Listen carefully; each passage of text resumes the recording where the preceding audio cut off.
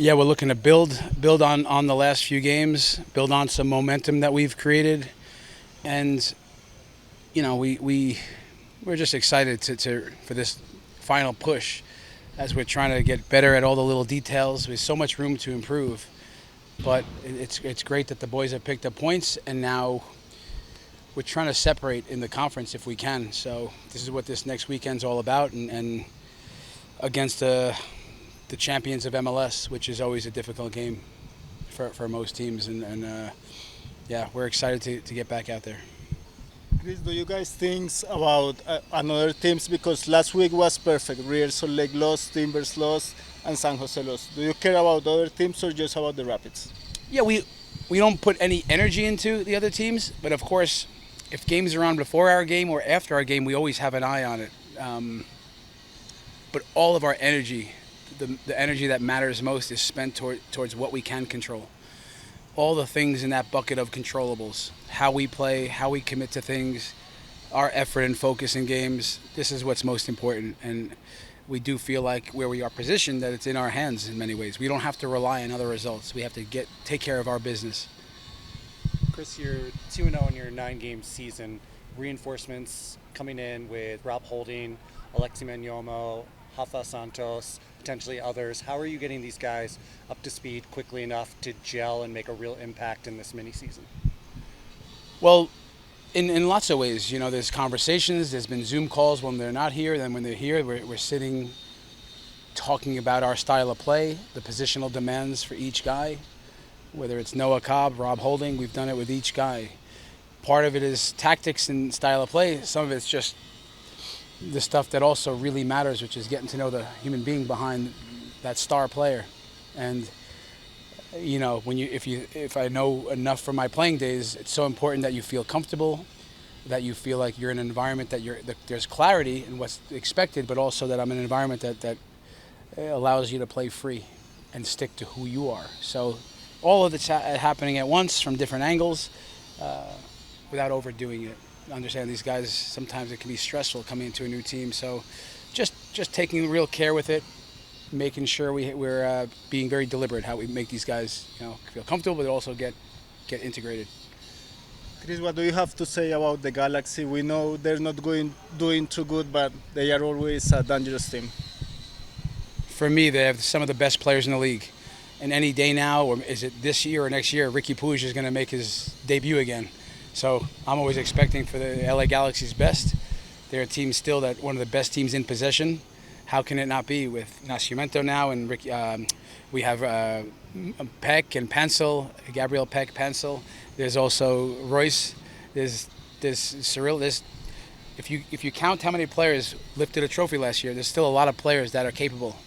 They have a lot going on, and they're making deep run now into the Leagues Cup.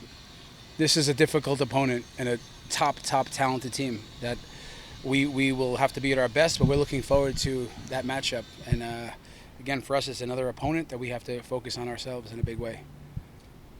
Chris, a lot's been made from Reggie about his matchups with Joseph Painsil, to the point that Painsil has complimented Reggie's performance as a fullback. How will Reggie match up in, say, a back three, the 5 wide, or going back to a back 4 this match? Either way, when you play against the LA Galaxy, it's whether you're Pencil, Peck, do they start? Do they come in? Not sure. Either way, they can operate in the interior spaces. They can operate out wide. They're dangerous as any player in the league in transition. So Reggie, that would be his task on the day. The type of 1v1 situations, type of transition moments that he's excellent at. For me, it might be the best in the league in terms of his 1v1 defending, his footwork, his speed. A big part of it is his mentality of how much he loves those challenges on the day. So, yeah, the role would be very similar to lock down those wide areas. And once again, it's always the advantage goes to the attacker. They have the ball, they're facing forward, and Reggie seems to gain an edge and have a good way with that. And so, yeah, we'll be ready for it, and he'll be ready for it. How important was for the team to have the best player of the match day on week 29? That's a message that we can be on top. Yeah, we said it today to the team once again that Rafa is a reference point for us these days. He's everything. Rafa Navajo is a reference point for when our scouts go in and look for players, when they look for the type of behaviors, it's him, the guy that can score goals, that runs for the team, selfless, competes, and very, very uncommon. So yes, when he gets the goals, it's the best. When he gets the goals and we win, even better. When he gets the goals, we win, and then he gets recognized from the league as the top player on the day. So it's good for his confidence. I'm really happy for him. He wants more though. He's hungry. Chris, how was Rob's first time at training, and how's Rafa Santos fitting into training? Yeah, both guys are getting integrated really quickly. Rob's done all he can do. Because he hasn't been involved in training, but he's done a good job on his own with the fitness stuff and been really diligent. Our staff says it's one of the best pros that they've seen. His mentality, the way he shows up, humility, hard work, really sets a nice example for what he's doing around here. And yeah, look, those guys are getting going, and Jafito, we say now, Jafito, at least I say, it hasn't caught yet, but Rafa Santos is, you can see, he says he's very, very happy here, and I'm happy that he feels that way, that he's in an environment that he feels comfortable, he feels welcomed and wanted, and that's what you get when you're here with the Rapids. So that we try to set the conditions for those guys to flourish, and those guys, they're going to help. Both guys will help our team. Yeah, experience and quality. We've got some really informed strikers on the first team. How much have you been paying attention to the informed striker on the second team in Bilo Jop, and is setting MLS Next Pro on fire? Bilo? Bilo. I'm kidding, of course. I don't know Bilo. Yes, love seeing him score goals this last game. I'll be there tonight watching again. We've brought him into training at different moments. Our second team group, Eric Boucher, our coach, and the staff, Colin, these guys pushing him. They're pushing the details with video, the hard work on the pitch. We have a real talent there, but he's off to a really good start, and he's dangerous. He loves scoring.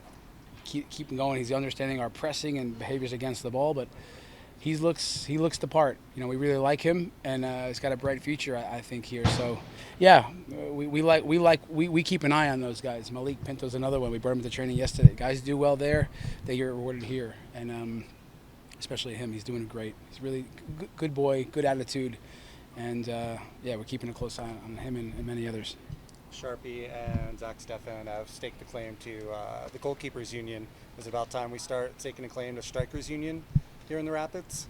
Well, listen, there's only one union. It's the Goalkeeper Union. Listen, Sharpie, he loves that crew. Those guys have been difference makers for us this year.